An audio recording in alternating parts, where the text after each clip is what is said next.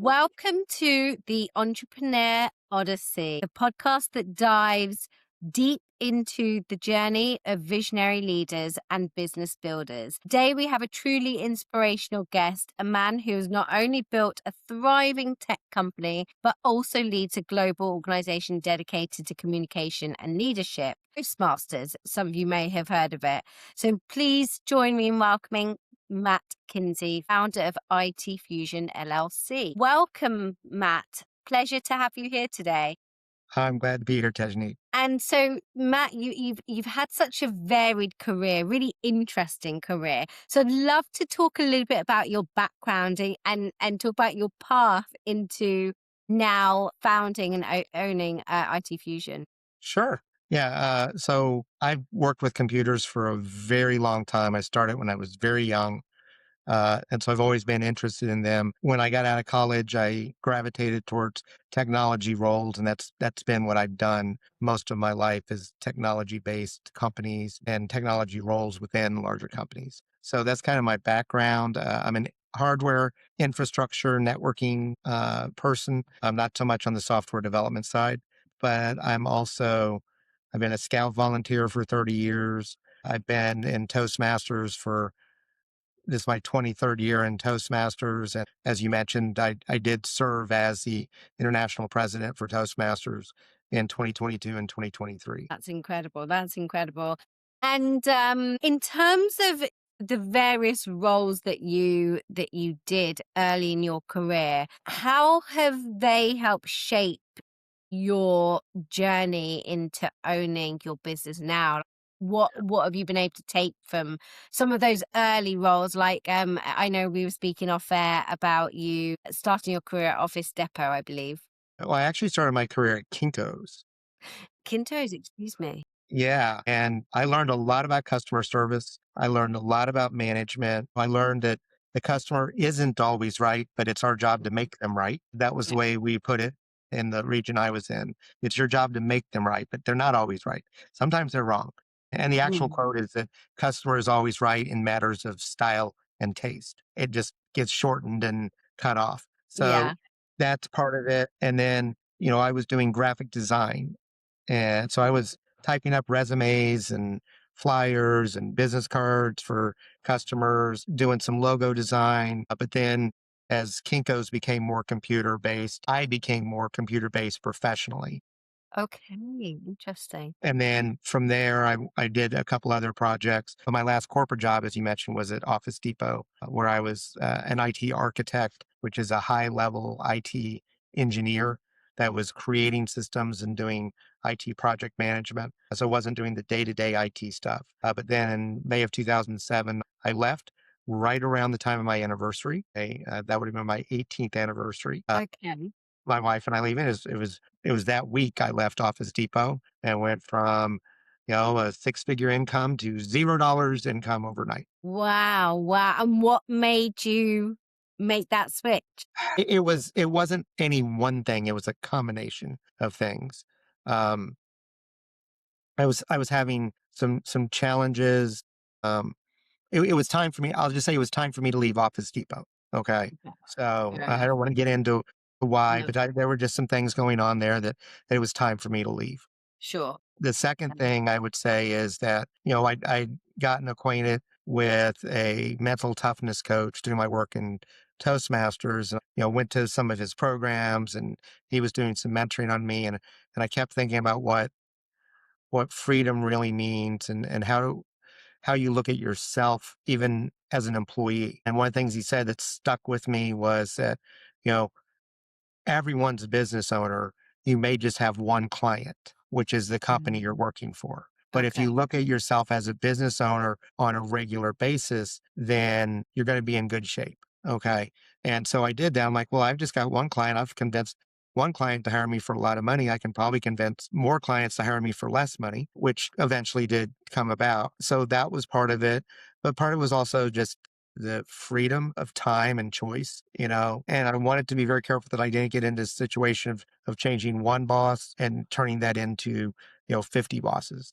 So that meant I had to create structure. I had to create a process in order for other people to be empowered over time. Interesting. I think that's a really important point to pick up on is for any entrepreneur is like you say, not having 50 bosses, go from one Yeah, boss to not having 50 bosses. right. And how did you achieve that? What kind of processes and structure? I mean, it's a big question, but Yeah, I what mean, would you say the big tips are?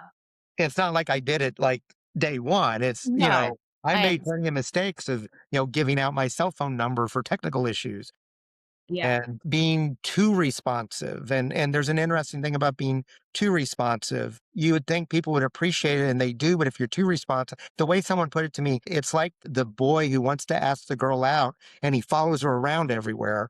And then every time she calls him, he answers immediately. And whenever she texts him, he answers within seconds. She's not right. really interested in him Yeah, because it's too easy yeah.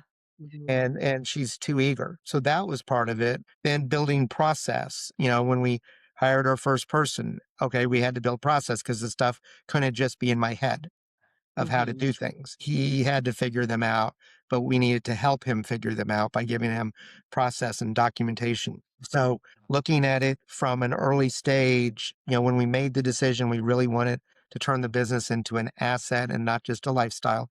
And please don't take me wrong. I have no criticism for people who are happy with the lifestyle business. Sure, None whatsoever. absolutely. Okay. And so that was a decision we made that we wanted to build an asset. And so that meant I had to change the way we were operating. You would you say this is a really difficult question because, like you say, everyone's on their own personal journey, and there's no criticism for anyone in the way they're doing things. But would you say that you wanted to, when you made that decision, did you want to build for scale? Yeah, I mean, I wasn't going like, okay, I want to build $100 million company, but I was like, I want to build a company that I can pass on to my son, that I could sell to somebody else, that Hmm. I could retire off of when I make the sale. I mean, those are the types of things that were in my mind that I wanted Mm. to get done. Yeah, yeah, that's fair. That's fair. And would you say that there's one key process that you would recommend that all entrepreneurs have, or what, another way to put it, what was the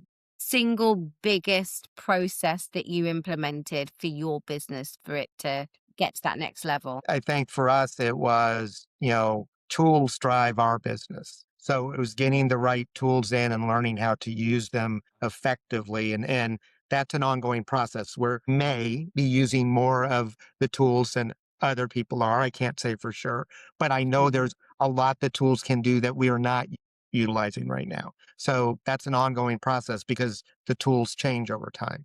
Yes.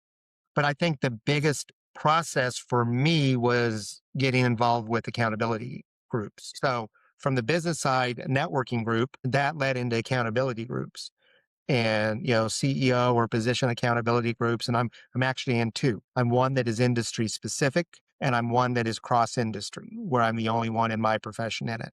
And they bring me different things. The people in my industry, and I love them and they're great. They're like, hey, I run into this and this is where you fix that. That's awesome. Okay. Mhm. But then I remember I'm not building their business. And so I like that outside perspective of how other people have dealt with similar issues. But I tend to get more specific in the industry group in terms of like, how do I solve this specific problem with support, with hiring, et cetera. But then I can talk about general HR issues with other CEOs or talk about accounting issues or talk about, am I the problem? Yeah.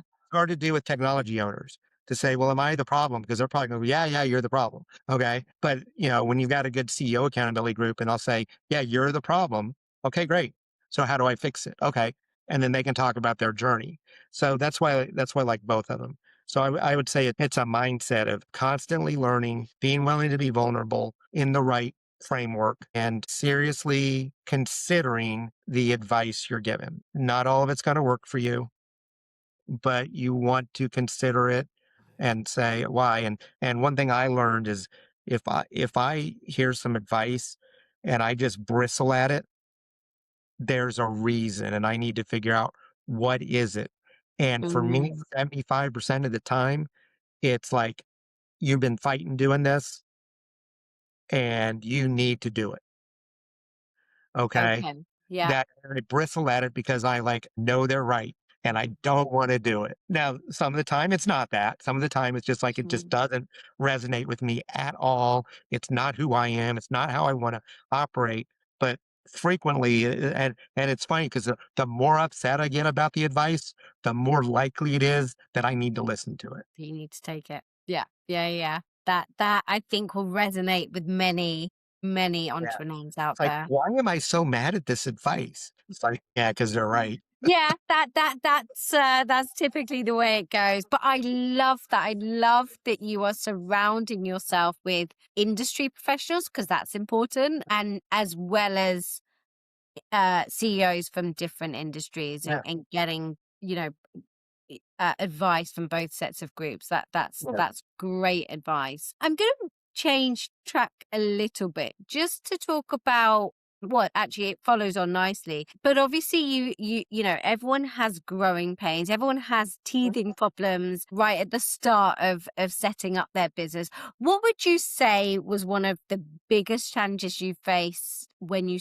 first started IT Fusion? Okay, so IT Fusion was a merger with other companies. So let me talk about MK Tech Group, which was the Yeah. predecessor that merged in. I was an engineer in search of being a business person. All right. And I meet many business owners who are the same way. They're a CPA, they're an attorney, they're a mechanic, they're an AC expert, air conditioning expert, and they love the work and they get frustrated because they don't have the freedom. They feel like, other people are telling them what to do. And they're like, well, I can do this better. And so they become the artist engineer. And now they're trying to become a business owner. And there's a different mindset for the business owner from the artist engineer. So I think that's one of the things I really had to work on because I'm an engineer at heart and I look at problems through that lens. Yes. And that's great. So what I had to do was develop that awareness of how a business owner operates differently from an artist engineer. Because what Hmm. I didn't want was to just be trading time for money and say I was a business owner. I wanted to get leverage. I wanted to get long term sustainability. I wanted the business to run when I wasn't there. And that takes time. So I think all of those lessons around, artist engineer. Now, there's some people start a business and they're a business person and they know nothing about the industry. They've got a completely different set of challenges. They've got to learn the industry. Yes. The artist engineer knows the energy. They know the technical aspects of it, but they may not know marketing. They may not know accounting. They may not know how to deal with hiring and firing of people. And so then what you do is ideally, I think, is you supplement your knowledge and your background with expertise in areas you don't have it. That's why we exist because our customers don't have IT expertise. They rely on us. I have an HR company we work with. I have a CPA who does our taxes. We Mm. have a marketing company we work with because that's not our expertise. Yeah. Yeah. That again is great advice. It's identifying and knowing, being honest with yourself about what you don't know, and then seeking out Okay. those skill sets elsewhere. Yeah, absolutely. And there are some of them like, okay, we're talking about are we going to outsource bookkeeping? And, Mhm. our bookkeeper also does some other things, but she's got an attachment to the bookkeeping. It's my wife. Okay. Okay. She's got an attachment to bookkeeping. She's been the treasurer for a Toastmasters district. She's been treasurer for Um, Toastmasters clubs, treasurer for a church. I mean, um, she likes that. So there's a sense of fulfillment in doing that role. yeah. So Mhm. sometimes you say, you know what, maybe it would be better to do this, but she's not ready to give that up yet. And Yeah. so we've been put on with, and that's the discussion we're having right now. Now Mm. she keeps getting closer to saying, "Yeah, I'm ready to give it up," but she's not Mhm. there yet. And it's not just as my wife; if she's an integral part of the team, and I don't want her to feel like something she loves is being taken away from her. Yeah. Yeah. Absolutely. So I think that's another important lesson you got to learn. And don't fall in love with yourself. That's a big one. Yes. What do you mean by that? Can we unpack that a little bit? Many business owners are used to being the smartest person in the room. When I was on the board of directors at Toastmasters International, every single person in that room is used to being the smartest person in the room. Yeah. And now you've got a room of incredibly smart people and you have to learn to work together. Yeah. And so if you're going to build a business and not a lifestyle, and that's for the rest of this conversation, that's what we'll focus on is that, Yeah. that building of an asset, that building of a business that operates when you're not there, Yeah. then you have to get out of your way. You're the person in many cases that is the biggest bottleneck for the organization Hmm. because you're holding on to information. You're holding on to decision making authority. You're holding on to control in some way, Yeah. intentionally or not, that's preventing people on your team in small ways and sometimes in larger ways of doing that. So we created a delegation framework. I don't think it's completely unique to me, but I can't remember who told me. So if you're listening to this and you came up with this and told me, thank you. I'm not trying to steal anything from you. I just can't remember who told me. But Sure. when I delegate something, I have a conversation with somebody. And so I let them know what their authority is. So not only what's their role, what is it we Hmm. want to get accomplished? What's your authority? And then we go over various discussions. Like this type of decision, I don't even want to know about it. I don't need to know about it. Just Yeah. just make it. Here's a Mm. decision that I want to know about, but you make the decision and just tell me you did it Yeah. so I can back you up. Here's a Mhm. decision that I want to have a conversation with you before, but I'm going to leave it up to you at the end of it. And then here's decisions you can't make. You're Yeah. not authorized to make that. If this happens, you Mhm. have to come to me and I'll make the decision or we'll make it jointly, but you're not Sure. allowed to make that decision on your own. And then Yeah. people know, oh, yeah, there's still some border of like, okay, Yeah. does this fall on the side of bringing them in or not? There's still Yeah. some of that, but there's a lot less of that. Right.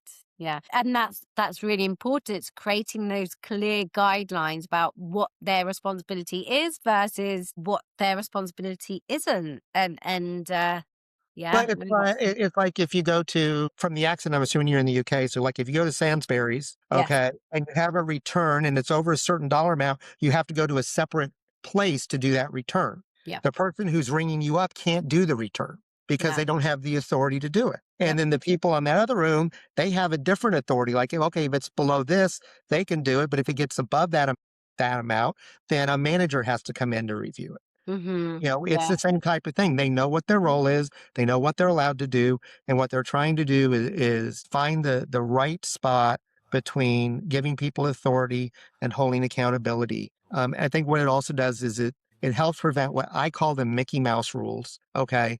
And that's the rule that, well, it happened once, so we're going to create this whole rule about it. And it may never happen again. Yeah. When you're coming to financial controls, probably lean more to the let's create the rule. But there's other things you're just like, you know what? That's probably never going to happen again. We don't need Yeah. to go create a new rule about it, but we can create some thought process on how to deal with these things in the issue in the future. No, absolutely. Great advice. Great advice. Now, we touched on it a little bit in terms of the transition to IT Fusion. Mhm. Is that the moment when you decided to bring in partners? Yes. Yeah, that Okay. IT Vision came in from partners from other IT companies who joined in with us. They were solopreneurs, individuals who were trading time for money, lifestyle businesses, great people. This is not a criticism of them, but I had the vision of something bigger. They brought skill sets that I needed and they had existing business. So it was something that made sense to me and I presented it and eventually it made sense to them as well. And we Right. had 40% growth last year. And That's a amazing. large part of that was a result of the synergies that we're finding from working together. Amazing. And for our audience listening, what were the levers or what was the crux that made you think, in order to expand, I need to bring on expertise? I can't point to one little thing. Sure. It was something that evolved over time because I'd known both of these gentlemen for a few years. Mm. We'd worked on projects together. We worked well together. Um, Lorenzo in particular had some very specific expertise that Mm. brings in a lot of project work for us. Wally is a great networker and great with business development and relationships with people. So he brought something else in, but Mm. he's wanting to eventually get out of this business. So he was looking for someone to partner with to get so he could eventually get out of this business. And he's Mm. mostly out now. He's still Okay. got one foot in, but he's mostly out. And we that was a discussion we had coming up front. So it was Mm. just all of this timing that came together. It's like, now's the right time. Nice. And I think that's another another advantage to having a network and building that network Yeah, over time, because you develop those relationships. And so when the time is right yeah, to partner, you're not starting from ground zero, because I think that can yeah, sometimes be the scary thing is, oh, how do I know I can trust this person? How do I know that they can do what they're saying they can do? right. Whereas if you've already seen that in action, you already know that they can do Yeah, it. They can do what they're saying. absolutely. Yeah. 100%. There's still it doesn't make it a honeymoon, you know? Mhm. It's still you still have to work through and get to know each other better because now you're sharing information that you didn't share before. Uh, Yes. you have to be more vulnerable with them than you did before.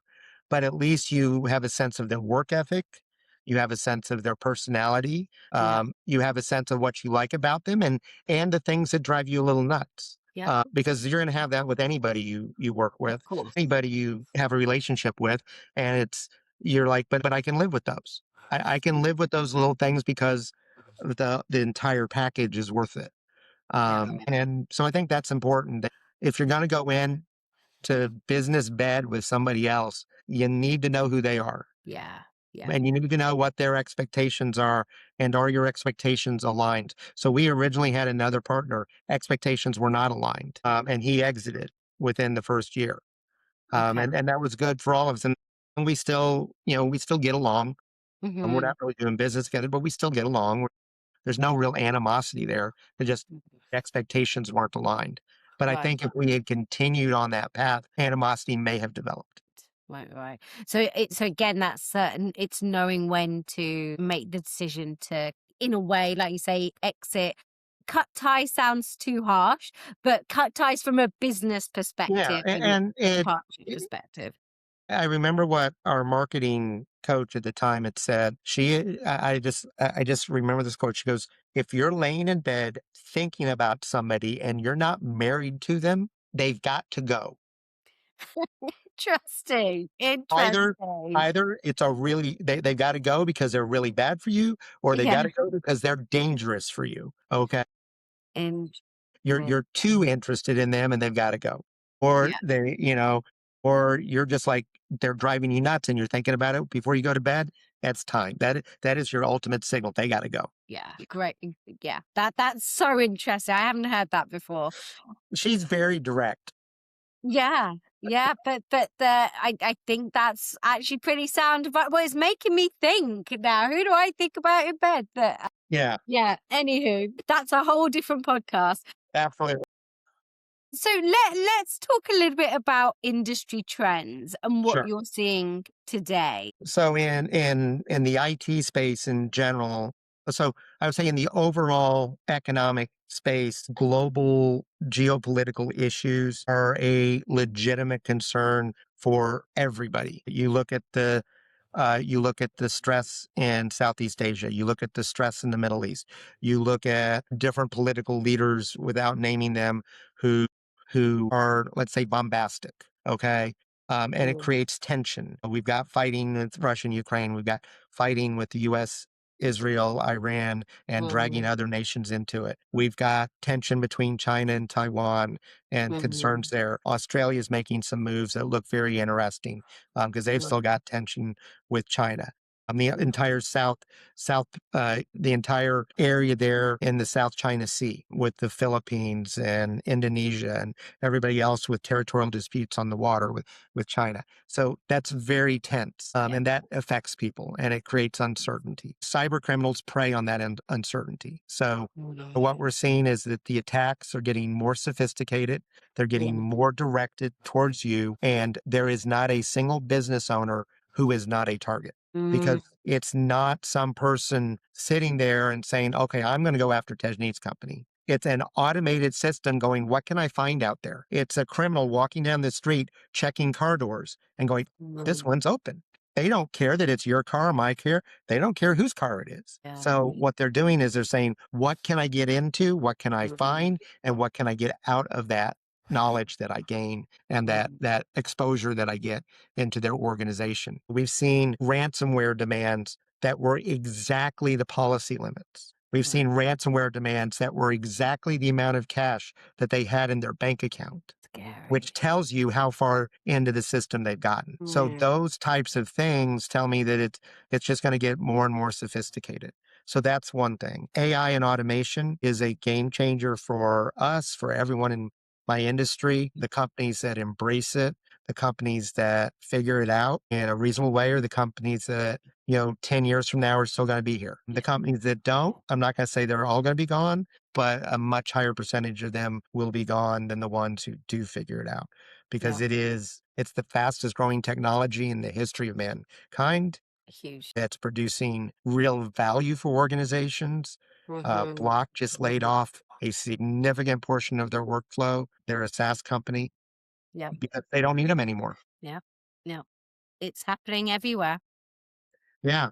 Um, and a year ago we were saying you're not going to lose your job. It's just you're going to lose your job if someone who knows AI. Well, now people are losing their jobs to AI. They're being directly replaced, aren't they? Yeah. In some cases, not in all, but in Yeah, and that's one of the things. Like a guy who washes cars for a living, he's not going to get replaced by AI.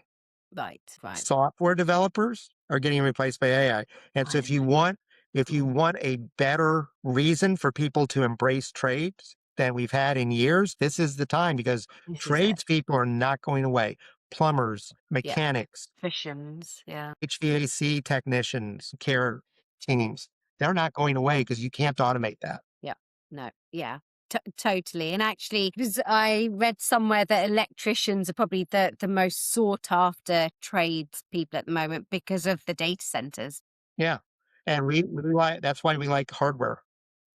Okay, because hardware is not going away. You have to have something to run that software on.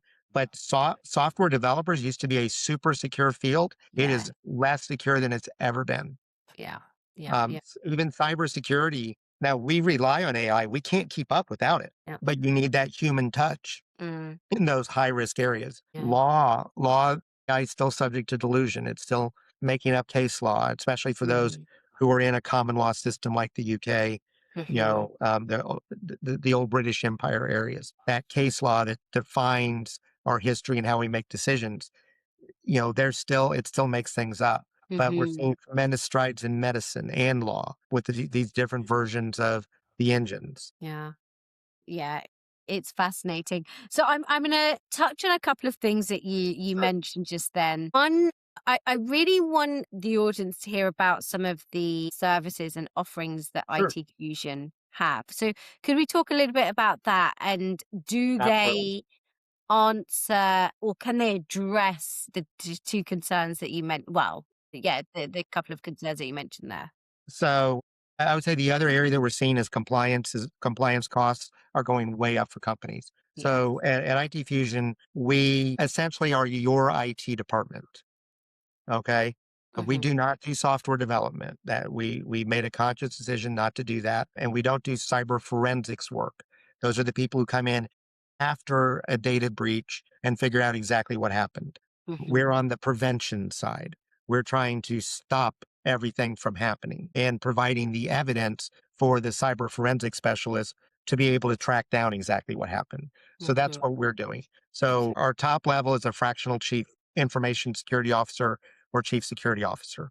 We're going to, at a strategic level, run an organization's strategy on a fractional level. So rather than spending $250,000, $300,000, at least in the US, I don't know Hmm. what it is in other countries. US is probably the top market for that right now. Yeah. Um, Instead of spending a quarter million or more dollars, you're going to spend a fraction of that for a fraction of the time. Hmm. And that works for a lot of mid-size and smaller companies, depending on their risk profile. The second thing we're going to do is we're going to do the compliance. Compliance is about what you can prove. It's not about what you do. It's about what you can Mm. prove.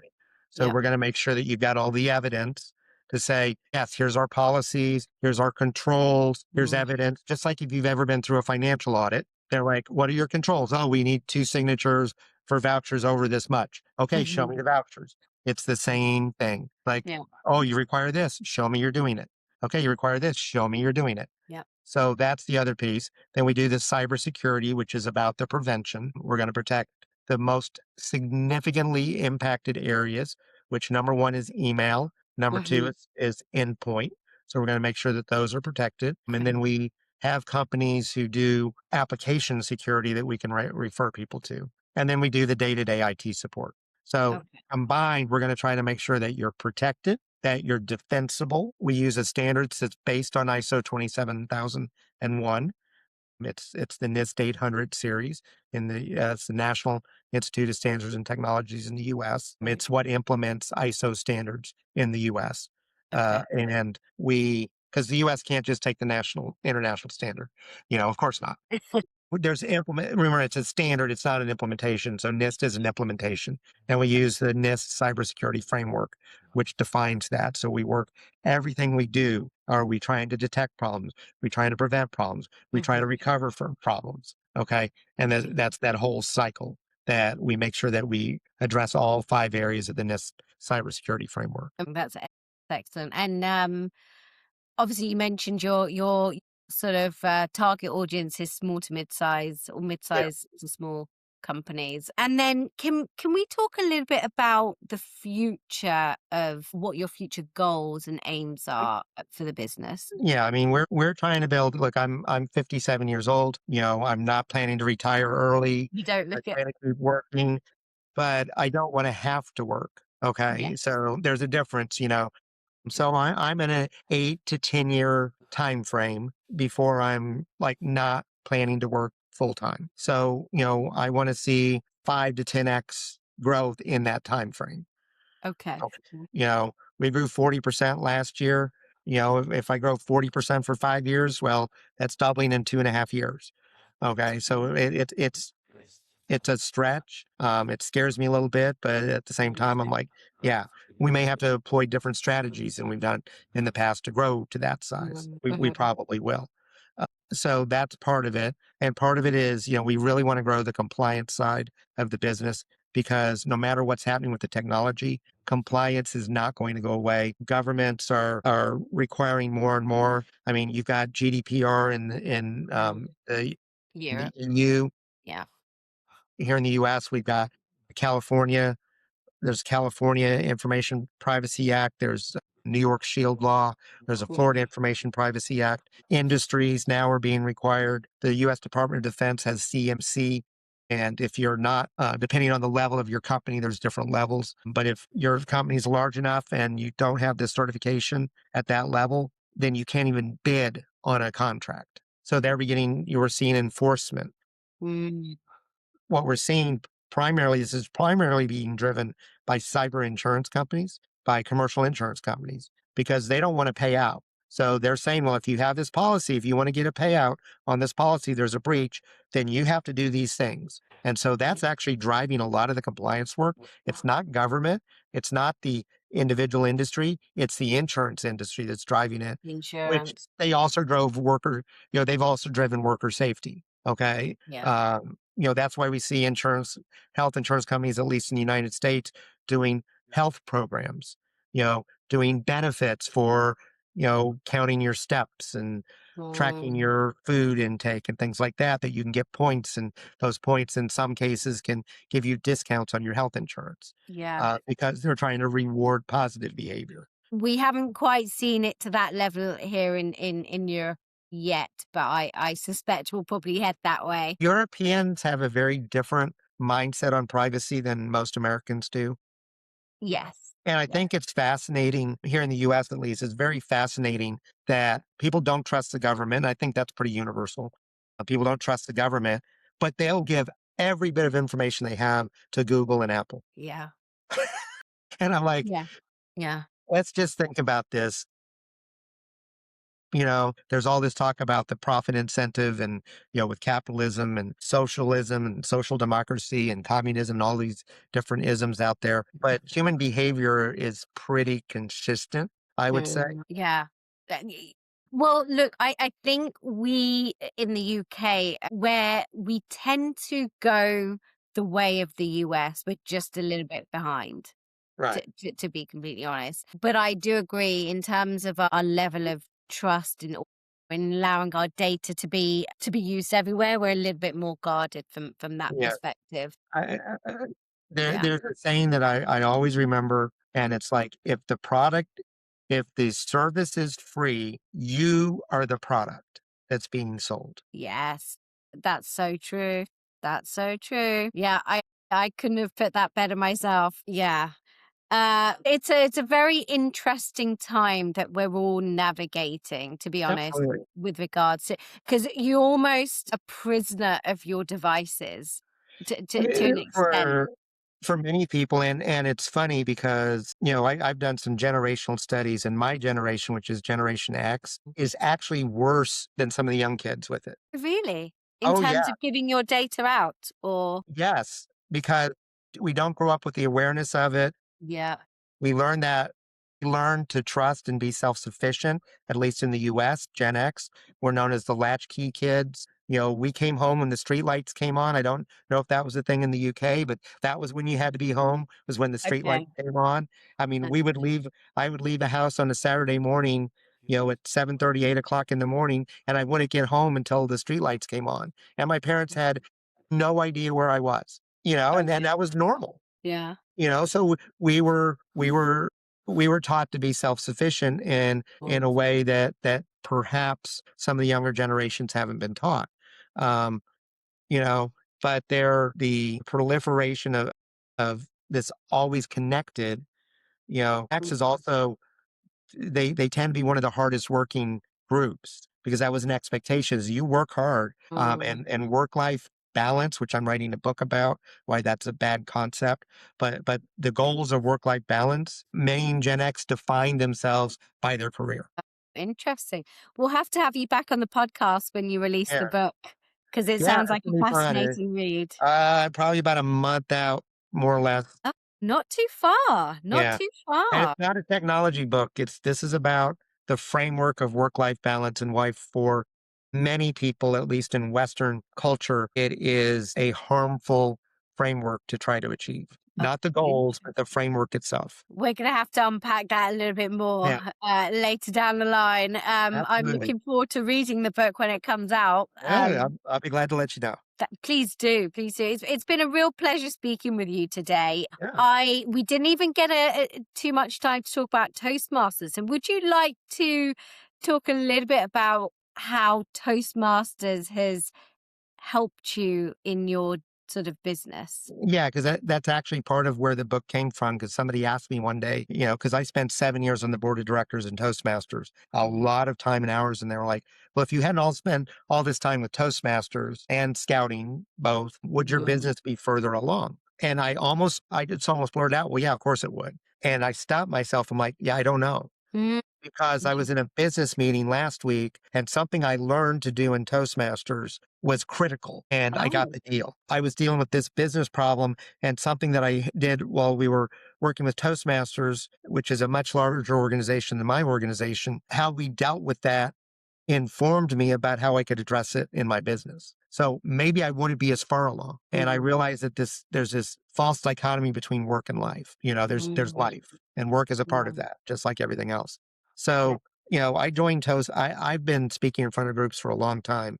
So I didn't join like many people join Toastmasters to get better at speaking. That wasn't what drove me in. What drove me in okay, was to get better at evaluating because we provide evaluation in a positive and supportive way. And that's great, just not what I grew up with. right. Okay. I'm not saying my parents weren't supportive, but No, feedback was corrective. I see. Okay, Okay. And I'm not scar. I'm not, this is not a therapy session. I'm not emotionally scarred by it, but yeah, feedback was primarily corrective. okay, And that's just what I was used to. So when I went into the workplace, that's what I thought feedback was. And it created friction from people I yeah, was giving feedback to, but it also created friction from people I was receiving positive feedback from because I was very dismissive of it. right. And I wasn't accepting it. I was like, that's no big deal, but whatever. And I had someone get very angry with me about it, Mm, very yeah, angry. And I realized feedback's as much about the person giving it. So I knew I had to get better at both of those things. And Toastmasters helped that. And then I'm the type of person when I join an organization, I either get deeply involved or I leave. Okay. I'm okay, not a hanger on. I'm not going to just be hanging on to the organization. I'm either going to get involved or I'm going to go find something else because doing is very important to me. I'm a high mm, D on a disc, so I like to get things done. And so I got involved with Toastmasters, moved into district leadership, fell in love on watching the impact it had on other people with their individual journeys by providing a Mm. safe space for them to work on leadership, to work on communication.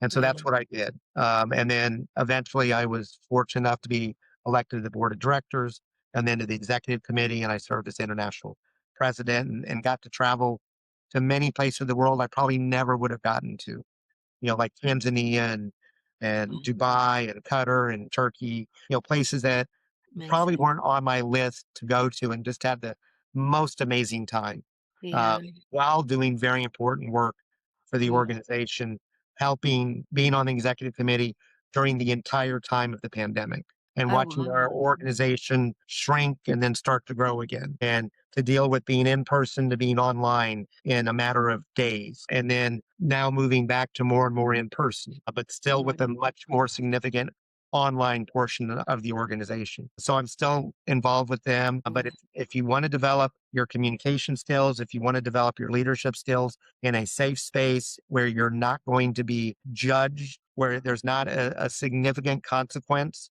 Like if you mess up a presentation at work, you might get in trouble, you might lose the sale. You mess up Yeah. a presentation at Toastmasters, we're going to say, hey, Tajni, you did this really well. But here's some things we want you to work on. And you're Yep. like, great. Even though it's like it wasn't the best I could have done, but you're Mhm. not going to lose a sale over it. You're not going to lose Yeah. your job over it. You're going to get better by getting up and doing it again. Yeah. And that's so important for development. Having that constructive, non-judgmental feedback Correct. is imperative. Yeah. Absolutely imperative. And yeah, I'm off the back of this. I'm gonna definitely check out Toastmasters because I know that there's a few in and around the London area where I'm based. There's a lot in the London area. Yeah. There's a lot. Yeah, if you go to toastmasters.org, find a club, put your postal code in, and it will tell you which ones are in your area. Amazing. Well, I hope others that are watching our podcast today will join me. I do Um, too. yeah. It's been such a pleasure to have you on the podcast. I want to just ask you one last question, if I may. Of course.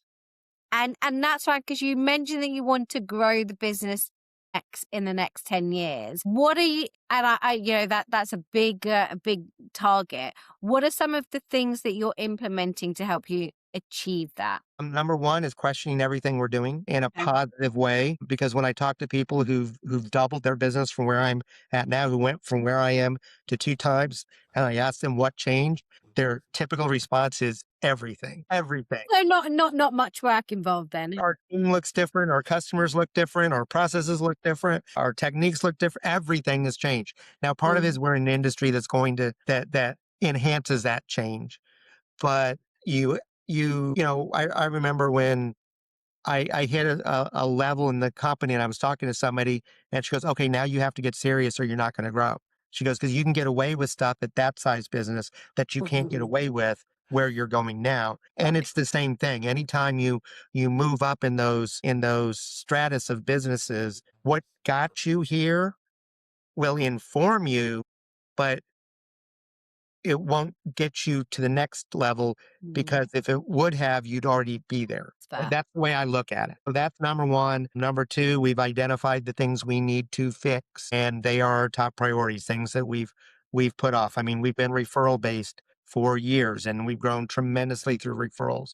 95% of our business is referral based. Okay. That's not going to get us to where I want to go. So we have to find and master a marketing strategy that's going to work for us. And we're working on that. So I think that's probably the biggest thing that's drawing us back. And then, looking at our processes, looking at our documentation, having too much knowledge and too few hands. How do we Mhm. spread that knowledge out? How do we capture that knowledge?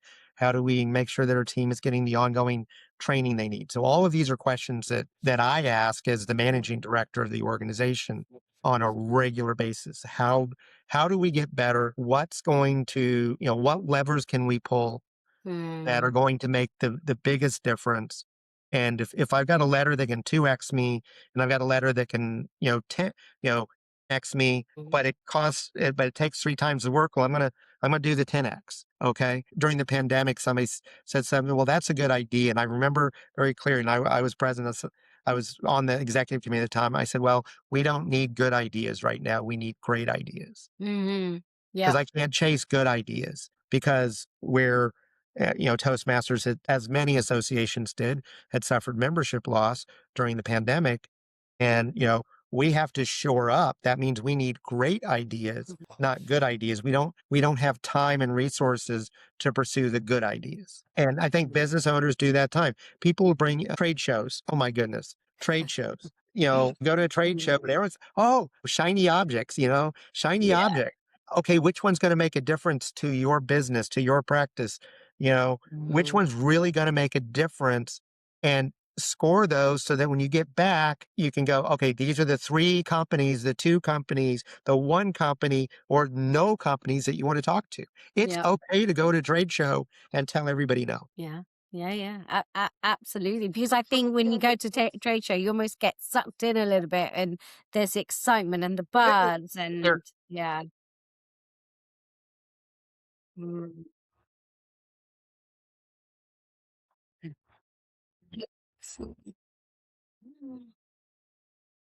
Mm.